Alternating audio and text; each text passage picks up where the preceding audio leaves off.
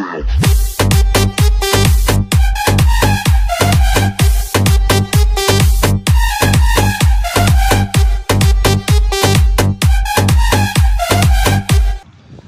Hello, good morning, नमस्कार, सत श्री अकाल। हमारे YouTube channel sports factory boxing में आपका स्वागत है। आज हमें भीमताल और देखिए बहुत खूबसूरत लेक है और यहीं आज आपको एक ऐसे खिलाड़ी से, उभरते खिलाड़ी से मिलाना चाहते हैं। नैनीताल के बहुत छोटे से खिलाड़ी जिसने इंटरनेशनल लेवल पर जो अपना नैनीताल का नाम रोशन किया है। इस समय प्रकाश पादुकोण की जो एकेडमी बैडमिंटन की बेंगलोर में है, उसमें वो इस समय प्रशिक्षण पा रहे हैं और साथ ही तमाम नैनीताल जो हमारे भारत की टॉप मोस्ट कंपनीज़ हैं वो उनके द्वारा स्पॉन्सर्ड भी है।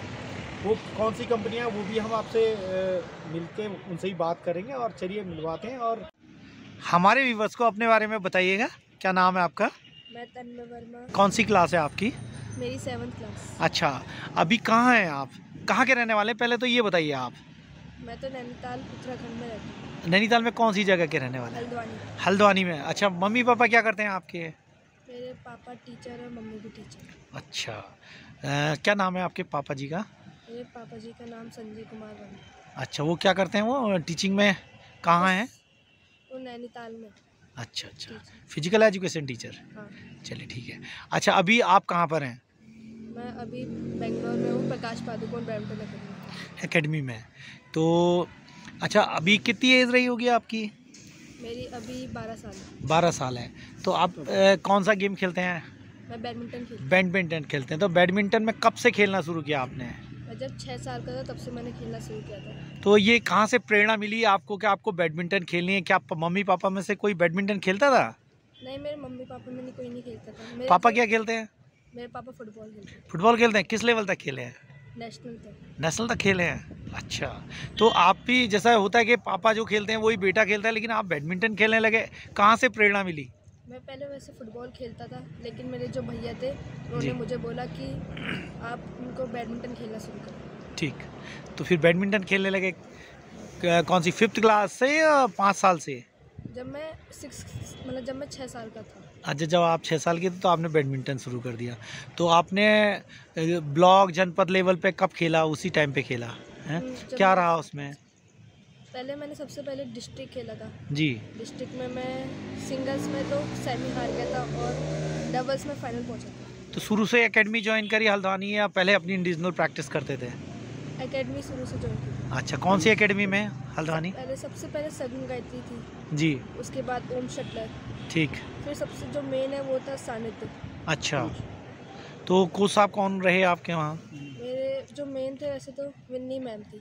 अच्छा, विन्नी मैम ने आपको तैयार किया। और उसके अलावा भी कौन कौन कोचेज़ रहे?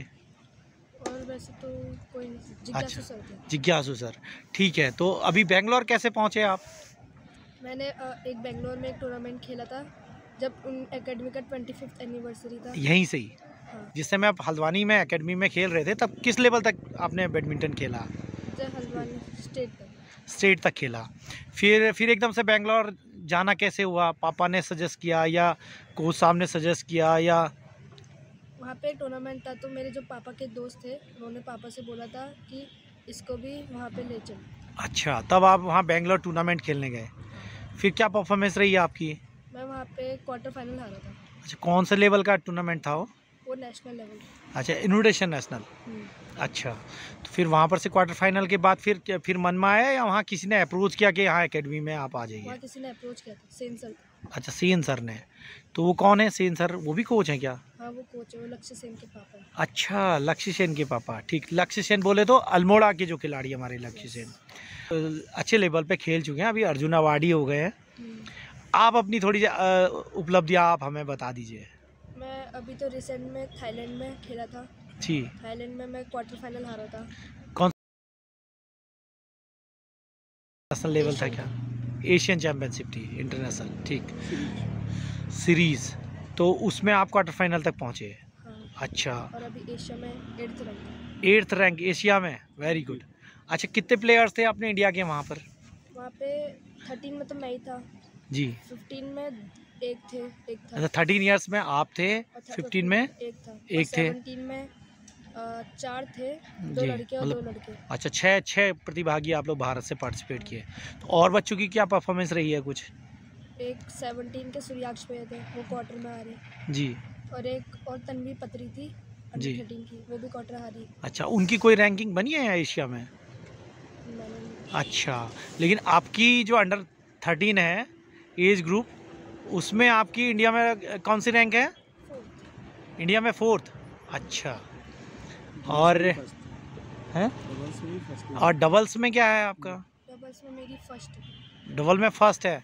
तो ये रैंकिंग भी आपको एशियन चैम्पियनशिप से हुई है या यहाँ नेशनल में आप इंडिया में कहीं खेले? नेशनल से। नेशनल चैंपियनशिप जो खेली वो कहाँ खेली? उत्तराखंड स्टेट चैंपियनशिप खेली। हाँ, मैंने हरिद्वार में खेली थी। जी, उसमें क्या परफॉर्मेंस रही आपकी?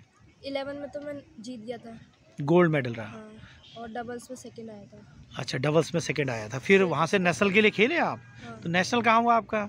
नेशनल हुआ था मेरा नोएडा में। नोएडा। अच्छा, नोएडा में क्या परफॉर्मेंस रही आपकी?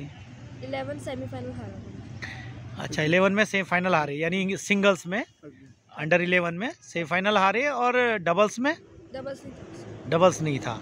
उसके बाद वहाँ से नेशनल से ही आगे इंटरनेशनल के लिए आपको मिला या कोई और टूर्नामेंट भी आपने खेला? मैंने और टूर्नामेंट खेले नेशनल रैंकिंग, जैसे रैंकिंग हो गई, हैदराबाद हो गया, हाँ और बिहार हो गया, जी।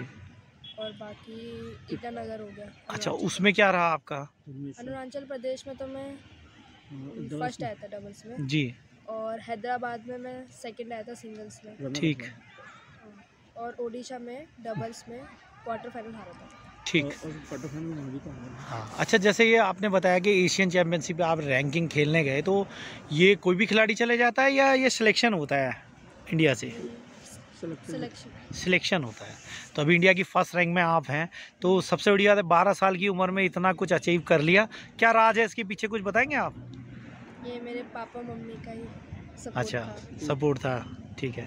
और कोच बाकी साहब? कोचेस का सपोर्ट। कोचेस बहुत अच्छे हैं। कोच कौन है अभी जो आपको लगता है कि मेन कोच है? बेसिक किसने कराया आपको? यहाँ से तो विनीता मैम ने किया था जी, और बाकी एक जिज्ञासु सर और एक रितांशु सर ने, जी, और वहाँ से सेन सर, सागर सर और एक साइली मैम। ठीक है। अभी आपका जो मेन कोच हैं वो कौन है? अभी तो वैसे वहाँ पे तो सेन सर है, सेन सर बोले तो लक्ष्य सेन या उनके पापा? लक्ष्य सेन के पापा। अच्छा, वो कोच है। हाँ, लक्ष्य सेन के भी शायद वही होंगे। हाँ। अच्छा, और दूसरे सागर सर है, जी, और यहाँ पे तो वैसे विनीता मैम। अच्छा। नहीं, तो जब कभी इधर आते हो, नैनीताल आते हो, तो फिर वहाँ एकेडमी जाते हो तो विनीता मैडम आपको हाँ, कोच विनीता करती मैम हैं। और रितांशु। आपका जो शेड्यूल होता है प्रैक्टिस का, सुबह कितने बजे उठने के बाद शुरू हो जाता है? हमारा इधर पे तो वैसे सुबह के 4:45 होता है, जी, उसके बाद 6 बजे तक होता है, जी, फिर उसका 11 से 6 बजे तक होता है, और ठीक है। 11 से 1 बजे तक मतलब रहता है, फिर 1 से 2 ब्रेक रहता है, जी। फिर 2 से 5 फिर से स्टार्ट होता क्या एकेडमी का बता रहे हैं? है। फिटनेस और जिम होता है। फिटनेस में क्या क्या करते हैं? फिटनेस में कभी स्प्रिंट्स होते हैं, तो कितना कभी स्प्रिंट इंटरवल्स लगाते हैं आप? मतलब 400 मीटर का 4 सेट, जी, 300 मीटर और का उससे 4 सेट। पहले वार्म अप के लिए रनिंग वगैरह? उसके लिए पहले फोम रोलिंग करते हैं, फिर मोबिलिटी करते हैं, जी। फिर थोड़ा सा रनिंग करते हैं। और रनिंग कितना? मतलब रनिंग एक्सरसाइज करते हैं, अच्छा, रनिंग एक्सरसाइज, ठीक ठीक ठीक। तो मतलब वो डिपेंड करता है उससे। अच्छा, और उसके अलावा इसके अलावा जैसे प्रैक्टिस शेड्यूल शुरू होता है तो सुबह स्ट्रेचिंग वगैरह ये हो गई हाँ, स्ट्रेचिंग आपकी? भी होती है, फिर उसके बाद फिर प्रैक्टिस शेड्यूल किस समय होता है प्रैक्टिस शेड्यूल मतलब जिसमें आप कोर्ट में खेलते हैं? वो मतलब कभी 2 से 5 होता है, तो जी। कभी 9 से 12 तक होता है। 9 से 12 तो कंटिन्यूस होता है या बीच बीच में गैप होता है? नहीं, कंटिन्यूस नहीं होता, कभी कभी होता है ऐसा सेशन, कभी 9 से 12 होगा, तो कभी 2 से 5 होगा। अच्छा अच्छा, तो उसी भविष्य में क्या? अच्छा, चलिए, ये अचीवमेंट तो आपका बहुत है। 12 साल में आप यहाँ तक पहुँच गए कि इंडिया में फर्स्ट रैंक आपकी है अंडर 13 ईयर्स में। तो आगे क्या सपना है? आगे तो वैसे इस बार मुझे 13 में नेशनल जीतना है, और 15 में भी मुझे नेशनल में क्वालिफाई होना है। मतलब अभी जो आपका फोकस है वो नेशनल पर है कि नेशनल में फर्स्ट प्लेस लानी है। बनना क्या चाहते हो भविष्य में, क्या अचीव करना चाहते हो, क्या बड़ा सपना क्या है? ऑल इंग्लैंड जीतना है और ओलंपिक जीतना है, ऑल इंग्लैंड और 2032 का ओलंपिक जीतना है। अच्छा, ऑल इंग्लैंड से आपका क्या तात्पर्य है? इंग्लैंड में कोई बड़ा टूर्नामेंट होता है? इंग्लैंड का मतलब वैसे ओलंपिक के बाद वही आता है। अच्छा अच्छा, ओलंपिक खेलना नहीं चाहोगे? ओलंपिक खेलना चाहूँगा। लेकिन पहले ऑल इंग्लैंड जीतना है। हाँ, ऑल इंग्लैंड जीतेंगे तो ज़्यादा चांसेस आते हैं। हाँ, नेचुरली है कि आपको फिर ओलंपिक में चांस मिल जाएगा। अच्छा, चलिए कुछ पापा से बात कर लेते हैं आपके। Good morning sir. Good morning. Viewers को बताया थोड़ा अपने बारे में। हेलो, मैं संजय वर्मा जी। जी, मैं आपका मित्र। वैसे तो हम बचपन के साथी हैं। साथ ही आप तो बॉक्सिंग खेलते थे, मैं फुटबॉल खेलता था जी। और एक ही विभाग में है जी। मैं भी GIC नैनीताल में कार्यरत हूँ फिजिकल में जी। और साथ में नैनीताल ज़िले में डिस्ट्रिक्ट कोऑर्डिनेटर नैनीताल के पद में भी अभी वर्तमान में हूँ।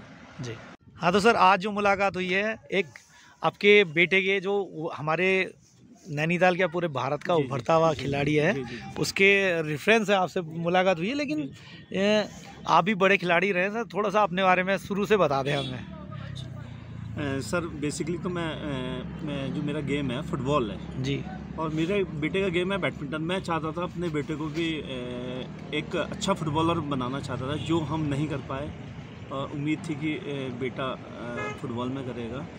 और मैं जो मेरा अचीवमेंट है, हमारा जब स्टेट यूपी के टाइम की बात है, मैं junior national, 21 national, senior national, मैंने दोनों स्टेट से, उत्तर प्रदेश और उत्तराखंड से, दोनों स्टेट से संतोष ट्रॉफी खेली है। और साथ में यूनिवर्सिटी में भी 3 या 4 बार मैंने प्रतिभाग करा कुमाऊं यूनिवर्सिटी की टीम से। ऑल इंडिया यूनिवर्सिटी और नॉर्थ जोन में हमारी प्लेस है जी। साथ में हमने ऑल इंडिया यूनिवर्सिटी, और साथ में वर्तमान में मैं 2018 में AG5 में अंडर 18 इंडिया टीम का मैं कोच भी रहा हूँ। और साथ में 2 या 3 बार मैं इंडिया टीम का, जो आगरा में टूर्नामेंट, हाँ जी, जो इंडिया में हुआ था। और साथ में 2 या 3 बार मैं इंडिया टीम का AG5 की इंडिया टीम का सीनियर टीम का एज ए सेलेक्टर भी रह चुका हूँ। जी जी, चलिए। साथ में नेशनल स्तर पर मैंने AG5 में काफ़ी टाइम तक का मैंने रेफरशिप करी है नेशनल स्तर पर, और अभी भी कर रहे हैं। हाँ, अभी मैं मेरा थोड़ी बेटे की वजह से मैं इसके पीछे लगा हूँ अभी। क्योंकि जब यहाँ आता तो उसको मॉडलिंग में करीबन मुझे 4 बजे उठना पड़ता, 4:30 बजे मैं इसके साथ ग्राउंड में चले जाता हूँ। अच्छा अच्छा, तो बेटे का थोड़ा सा शेड्यूल आप प्रैक्टिस का हमें बताएं आप। हाँ जी, हाँ जी। ये बेसिकली मैं तो फुटबॉलर बनाना चाहता था। जो मेरा एक भांजा है लोहा घाट से है, अक्षत वर्मा, वो खुद बैडमिंटन के अच्छे प्लेयर थे, जो साई में थे। अब मैं फुटबॉल में इसको अपने बेटे को ले जाता था, तो वो एक बार घर आए थे, तो अपने रैकेट के साथ मेरे बेटे के साथ वो घर में ही प्रैक्टिस कर रहे थे, खेल रहे थे, इंटरटेनमेंट के तौर पे खेल रहे थे। तो वो कहने लगा मामा इसको बैडमिंटन में भेजो। फिर वहाँ से हमारी इसकी शुरुआत हुई।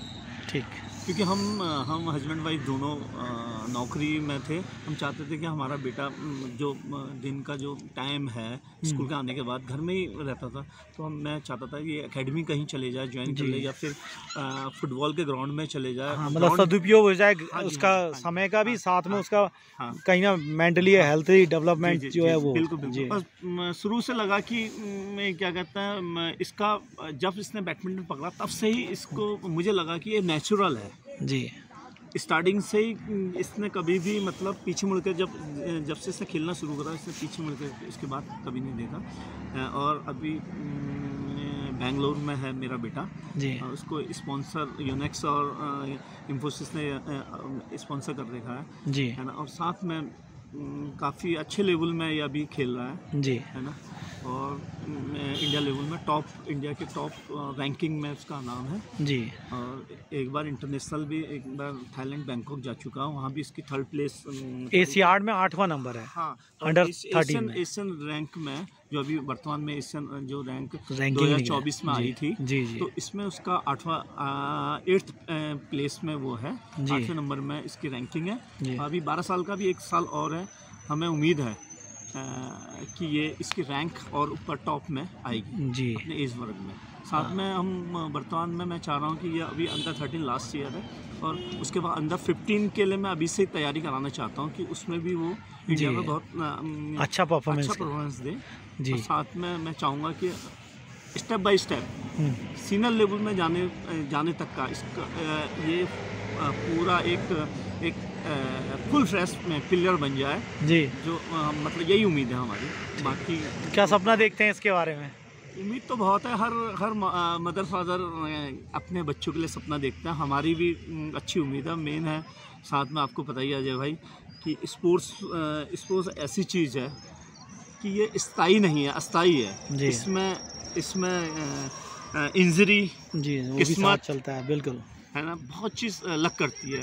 उम्मीद है जो उसको देखते लगता है कि ये आगे तक का जाएगा। बस ये है कि आपकी दुआ है, सभी लोगों की दुआ है, और ऊपर मेनली भगवान की हाथ रहेगा। तो आपने दुआ का जहाँ जिक्र किया है तो सर आपकी, मैं अपने व्यूवर्स को बताऊंगा कि आपकी जो पर्सनैलिटी रही है, हमेशा आप हर किसी के साथ रहते हैं। उसके खासकर सुख में तो सभी होते हैं, आप दुख में हमेशा साथ हर किसी के खड़े रहते हैं। चाहे वो किसी खिलाड़ी का एग्जाम्पल लें, मैंने देखा है कि आपने जो बिल्कुल जो बहुत गरीब तबके के खिलाड़ी थे, बच्चे थे, उनको खिलाड़ी बनाकर ढाल कर जो भेजा है, आज वो कहीं ना कहीं अपनी सेवाएं दे रहे होंगे। साथ ही साथ के जो अध्यापक हैं, दोस्त हैं, उनके भी हर अच्छे बुरे में आप हमेशा साथ खड़े रहते हैं, तो उनकी भी दुआएं आपके साथ हैं। हमारी भी उम्मीद है कि कहीं ना कहीं ये इंटरनेशनल फेम में एक बहुत बड़ा नाम मैं बताना चाहूँगा, क्योंकि हमने भी गरीबी से शुरू से हमने भी ऐसा, हमारा जो बचपन से हम खेलते थे, हमें जो चीज़ नहीं मिली है, हम चाहते हैं कि आजकल के जो हमारे युवा, जो हमारे जो बच्चे हैं, हमारे जो पहाड़ में बहुत ज़्यादा टैलेंट है ना, उनको उस चीज़ की कमी ना हो, किट की कमी ना हो, और उनको डाइट की कमी ना हो। मेरा पूरा प्रयास रहता है कि थोड़ी बहुत हम कर लेते हैं साथ में। मैं उसी तरीके से मैं अपने बेटे से भी कहता हूँ, बेटा किसी चीज़ की चिंता मत कर, बस तू खेल। खाने पीने की और आने जाने। अच्छा, थोड़ा शेड्यूल की हमने बात की थी सर, इसको प्रैक्टिस शेड्यूल थोड़ा सा बताइए, ताकि हमारे जो खिलाड़ी हैं, जो अब हमारे बिगनर्स हैं जो आ रहे हैं, चाहे वो बैडमिंटन है, फुटबॉल है, कुछ भी है, उसमें एक फिटनेस का बहुत अहम रोल होता है सर। फिटनेस के अलावा डाइट का भी बहुत अहम रोल है। हाँ, थोड़ा सा बताइए। मैं इसका जो यहाँ पर जब अभी तो ये बेंगलोर प्रकाश पादुकोण बैडमिंटन एकेडमी में है, जो इंडिया की टॉप मोस्ट बैडमिंटन एकेडमी है जी। वहाँ के शेड्यूल तो मैं उसके बारे में सबको ही पता है। जब मैं यहाँ घर के शेड्यूल के बारे में इसको बताना चाहूँगा, जब से हमने इसको प्रैक्टिस शुरू कराई थी, स्टार्टिंग में जब ये 6 साल का था, 6 साल का क्या उससे कम ही था, तो मैं इसको सुबह मेरा ये रहता था कि मैं सबसे पहले बच्चे को खेलने से पहले कोई भी गेम खेलता तो फिजिकल बहुत ज़रूरी है, तो मैं इसको खुद फिजिकल कराता था। शुरू में जब कराता था, ये बहुत छोटा था। कितनी रनिंग वगैरह करवाते हैं? हाँ, मैं बताता हूँ। तो इसकी मम्मी मना करती थी, इतना छोटा है, इसको मत उठाओ, इसको सोना। मैंने कहा नहीं, कुछ परेशानी होगी, स्टार्टिंग में होगी, फिर हल्के हल्के ये उसमें ढल जाएगा। तो हमारा रूटीन ये था कि हम 4 बजे उठ जाता था, मैं उठता था 4:30 बजे, मैं इसको उठा करके ग्राउंड में ले जाता था। अब जहाँ पर मैं रहता हूँ उसके 100 मीटर में ही मेरा थोड़ी एक भगवान का एक वो था कि सामने ही मेरे पास ग्राउंड था जी। तो मैं वहाँ पर ले जाता था। अब ये है कि इतने छोटे बच्चे को तो हम इतना हार्ड प्रैक्टिस तो करा नहीं सकते हैं जी। तो मैं ग्राउंड में हल्के हल्के इसको स्ट्रेचिंग कराना, हल्के फुल्का दौड़ाना, जॉगिंग कराना और शॉर्ट रनिंग कराना, और मैं स्ट्रेचिंग में बहुत ज़्यादा ध्यान रखता था। तो साथ में, ताकि वो मसल्स वगैरह की वजह से इंजुरियां होती हैं, अगर आप फुल वार्म अप करके कराएंगे तो इंजुरी कम होती है। तो मैं इसका फिजिकल में ज़्यादा ध्यान। उसके बाद जब ये कोविड के टाइम में सबसे ज़्यादा हमें फ़ायदा मिला, मेरा ग्राउंड सामने था, सब लोग घर के अंदर थे और हम सुबह शाम ग्राउंड में होते थे। आपने देखा भी होगा कि मैंने बहुत, हाँ, वो वीडियोस मैंने देखे आपके जी। वीडियो मैंने घर में वो आपने लिंटर में जो वो ब्लॉग बना के इसकी फिजिकल फिटनेस के लिए। अब क्या बेटे को मुझे कराना था, तो मैंने थोड़ी दिमाग भी लगाया जी और ग्राउंड में ले जाता था। हम सुबह शाम हम फिटनेस करते थे, क्योंकि इसको हम कोर्ट में ले जा नहीं सकते थे, सब कोर्ट बंद था जी। तो मुझे बहुत फ़ायदा मिला कोविड के टाइम में, क्योंकि हम भी घर में ही थे। हमने कहा कहाँ जाए क्या जाए, ग्राउंड में ही हम लोग इसके ऊपर वर्क करते थे। ठीक। और साथ में डाइट का तो बहुत अच्छा रोल है। अभी भी डाइट में हर चीज़ को हमें जैसे क्या क्या खिलाते हैं डाइट में? डाइट में सबसे पहले जब ये उठता है इसको हम एक गिलास गुनगुना पानी, पानी तो देना ही देना है, फ्रेश उसके बाद ये फ्रेश होगा। मैं बिना फ्रेश होकर के ग्राउंड में मैंने इससे मना करा है कि बेटा मत नहीं जाना। ठीक, उसके बाद जब प्रैक्टिस करने के बाद ये आते हैं तो हम अंकुरित जो चने होते हैं, दालें होती हैं, और साथ में ये बादाम जो भी ठीक हो गया, ड्राई फ्रूट्स हम इसको साथ में 2 एग हो गया, और दलिया, एक कटोरा दलिया हो गया, और साथ में एक फल हो गया, और दो रोटी। ये आफ्टर प्रैक्टिस? हाँ, सुबह मॉर्निंग में। जी आफ्टर प्रैक्टिस? हाँ, आफ्टर प्रैक्टिस सुबह मॉर्निंग में, इस ब्रेकफास्ट में। ठीक हो गया, है ना। कभी फिर हम चेंज करते हैं, ब्रेड दे देते हैं, ऑमलेट बना देते हैं, कभी मतलब उस तरीके से चेंज बदलते रहे। ठीक। साथ में दिन का खाना इनका हल्का ही होता है, ये चावल ज़्यादा नहीं खाता है जी, खाता मतलब थोड़ी बहुत। दिन में जब ये यहाँ, अब ये सुबह इसके 10:30 बजे एकेडमी में चले जाते हैं, ये हल्द्वानी में जब होता है ये, और 5 बजे शाम को ये घर आते हैं जी।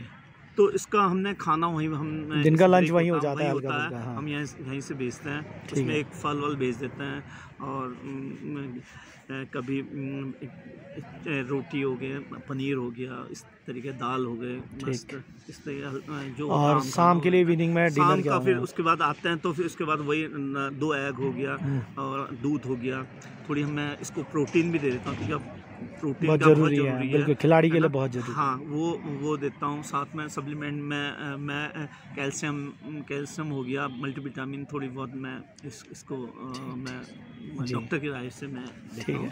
और मैं चेकअप इसका रेगुलर 5-6 महीने में एक बार बॉडी हेल्थ चेकअप हो जाता है, हेल्थ चेकअप भी हम कर लेते हैं। और शाम को फिर खाने में फिर वही हल्का जो भी घर का खाना, दाल, ये सब्जी, रोटी, ठीक कभी दही वही, तरीके से जूस।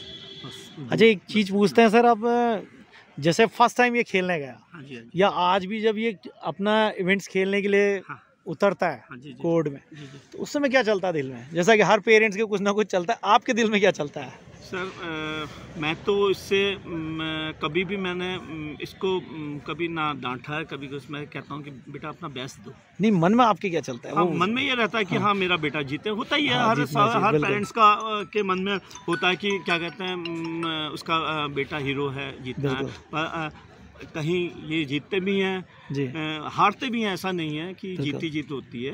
बहुत इंडिया में बहुत अच्छे बच्चे भी हैं जी, है ना। हाँ। और इनका एक ग्रुप है, उस जो लेवल है इनका, उसमें 7-8 बच्चे इंडिया के टॉप मोस्ट हैं। वो एक टैलेंट है जी। हाँ, वो कहीं एकेडमी में कहीं प्रैक्टिस कर रहे हैं, वो बहुत अच्छे बच्चे हैं। अभी पिछले दिनों से देखें तो इंडिया का आप ऊंचा गया है। अगर रेसलिंग की बात कर लें, बॉक्सिंग की बात कर लें, या क्रिकेट तो चल ही रहा है, उसके अलावा और खेलों में भी बहुत बेहतर परफॉर्मेंस हुई है।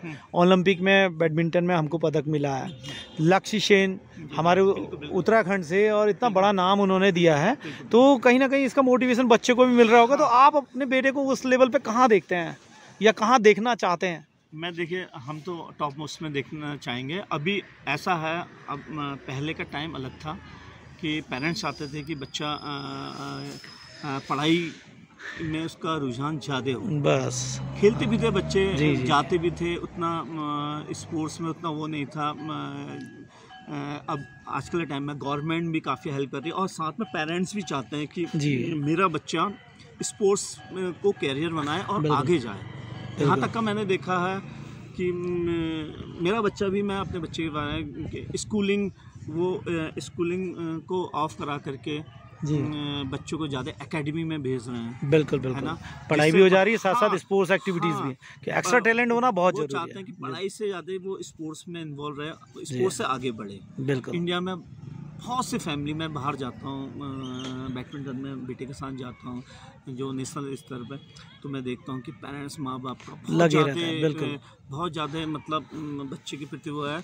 और साथ में इसका थोड़ी मैं ये भी समझ रहा हूँ, बच्चे के ऊपर प्रेशर भी मुझे ऐसा लग रहा है, जैसे पढ़ाई में बच्चे का पढ़ाई वाले बच्चों का बहुत प्रेशर होता है। पढ़ाई में तो बच्चे, माँ बाप देते ही हैं प्रेशर, साथ में अब मैंने ऐसे फैमिली को देखा कि खेल में भी प्रेशर कि नहीं जीतना है जीतना जी। परंतु मैं चाहता हूँ कि मैं तो खैर कभी मैंने अपने बच्चों को हारता भी है जी। तो उतना ज़्यादा नहीं, बेटा बहुत अच्छा खेला, आगे जो कमियां हैं उसको दूर करके आपको उसमें वर्क करना और आगे अच्छा परफॉर्मेंस देना है। और जीतता तो ऐसा कुछ नहीं है, बहुत मैं उसको ये नहीं कहता नहीं तू जीत गया कंधे में, ऐसा कुछ नहीं है। ठीक है बेटा और बेटर जाओ। बिल्कुल, विश्व की सबसे बड़ी दूसरी जनसंख्या हमारे भारत की है और उसमें हम सभी नौकरियों के लिए तलाशी करेंगे या पढ़ाई पे ज़्यादा फोकस करेंगे तो और चीज़ों में हम पीछे हो जाते हैं। और कहीं ना कहीं देखिए एक जीवन यापन के लिए जितना चाहिए होता है वो सब कमा लेते हैं और उसमें कहीं ना कहीं एक स्पोर्ट्स का आज की तारीख में या एक्स्ट्रा क्वालिफिकेशन का लाइफ में बहुत ज़रूरी है होना। और अगर आप खिलाड़ी हैं तो खिलाड़ी, मैंने पिछले कोरोना टाइम पे भी मैंने ये सर्च किया है कि मोस्टली खिलाड़ियों को कोरोना छू के भी नहीं गया, तो अधिकतर खिलाड़ी जो है बिल्कुल फिट रहे हैं। तो कहीं ना कहीं हमारे इम्यून सिस्टम को बढ़ाते हैं, हमारी कॉन्फिडेंस लेवल को बढ़ाते हैं, तो खेलों को आगे बढ़ाना चाहिए। और रही बात फैसिलिटीज़ की, तो मैंने देखा कि खेलों में तो गरीबी बच्चा ज़्यादा ऊपर पहुँचे।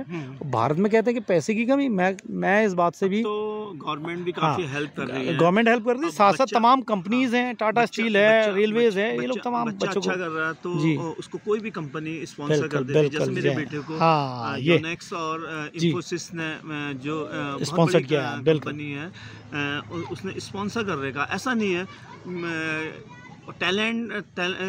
टैलेंटेड जो बच्चा होगा उसको कहीं ना कहीं से कोई ना कोई स्पॉन्सर कर ही देता है, उसको पैसे की कोई कमी नहीं है। अब टाइम यह है, पहले का समय अलग था क्योंकि पता नहीं चलता था ये बच्चा कितना टैलेंट है, क्या टैलेंट वहीं पर ही दब के रह जाता था। अब तो मीडिया का ज़माना है, यूट्यूब का ज़माना है। जैसे मेरा जो चैनल है सर, मैं बताऊं मेरे चैनल का जो मेन उद्देश्य है वो यही है कि जो हमारे जो बिगनर्स हैं, जो नए बच्चे हमारे आ रहे हैं, तो उनको कोई एक अच्छा प्लेटफॉर्म मेरे यूट्यूब के माध्यम से मिल जाए ताकि कोई कंपनी या वो उनको उनके टैलेंट को देखे और उसको निखारने में उनकी मदद करे। क्योंकि गरीब बच्चे ने, ये तो इतिहास है गवाह के, गरीब बच्चे ने सारे खेलों में बहुत ज़्यादा प्रोग्रेस की है। तो मैं यही भविष्य में कामना करूँगा, बच्चा हमारा है, आप तो बिल्कुल घर से जुड़े हैं, लेकिन तन्मय के लिए भी मेरी आप लोगों से सभी से विनती है कि आप दुआएं करें। बिल्कुल सर। और हमारा तन्मय जो है राष्ट्रीय अंतर्राष्ट्रीय स्तर पर जो है नैनीताल का नाम रोशन करें। किसी बच्चे को, किसी प्लेयर को आगे बढ़ने के मेहनत के साथ साथ लोगों की दुआएं भी बहुत ज़रूरी होती है। जी बिल्कुल, तो आप दुआएं करें और मेरी शुभकामनाएं। Thank you so much Sanjay भाई। Thank you.